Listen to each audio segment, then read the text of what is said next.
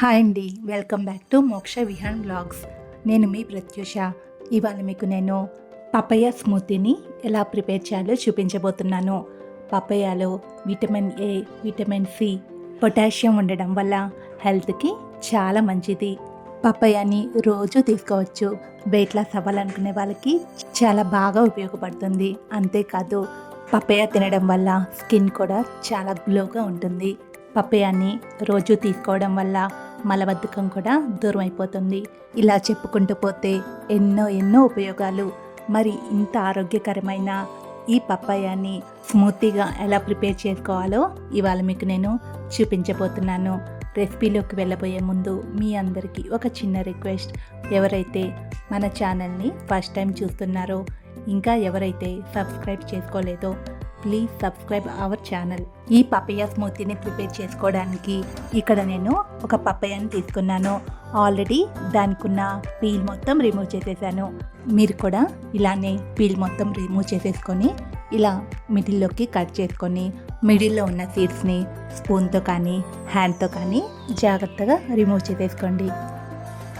Seeds అన్నీ remove చేసుకున్న తర్వాత పపయ్యని ఇలా పొడవుగా కట్ చేసుకొని తర్వాత చిన్న ముక్కలుగా కట్ చేసుకోండి. ఈ విధంగా కట్ చేసుకున్న పపయ్య ముక్కల్ని మిక్సీ జార్లోకి కానీ లేకపోతే జ్యూస్ జార్లో కానీ ట్రాన్స్ఫర్ చేసుకోండి.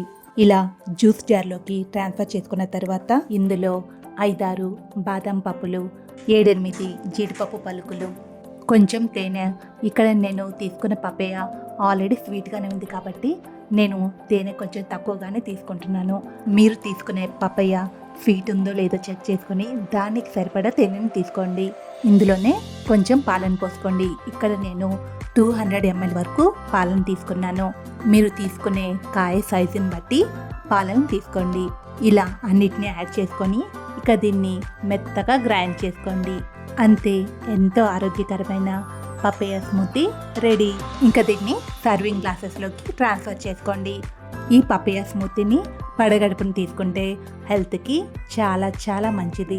మీరు కావాలి అనుకుంటే డైరెక్ట్గా ముక్కలుగైనా కానీ తీసుకోవచ్చు. ఎలా అయినా సరే పపయ్యని రోజు తీసుకుంటే చాలా మంచిది. ఇంకా పడగడుపుని తీసుకుంటే చాలా మంచిది. ట్రై చేయండి. మీ అందరికీ ఈ పపయ్య స్మూతీ ఖచ్చితంగా నచ్చి తీరుతుంది. ఇంకా అస్సలు ఆలస్యం చేయకుండా మీరు కూడా ఈ పపయ్య స్మూతీని ట్రై చేసి ఎలా కుదిరిందో నాకు కామెంట్ చేయండి. నేను చేస్తున్న వీడియోస్ మీ అందరికీ నచ్చినట్లయితే లైక్ చేయండి. మీ ఫ్రెండ్స్కి, రిలేటివ్స్కి షేర్ చేయండి. మీ సపోర్ట్, మీ బ్లెస్సింగ్స్ నాకు చాలా వాల్యుబుల్. అవి నాకు ఎప్పుడు ఇస్తూ ఉండండి. Thank you for watching my videos.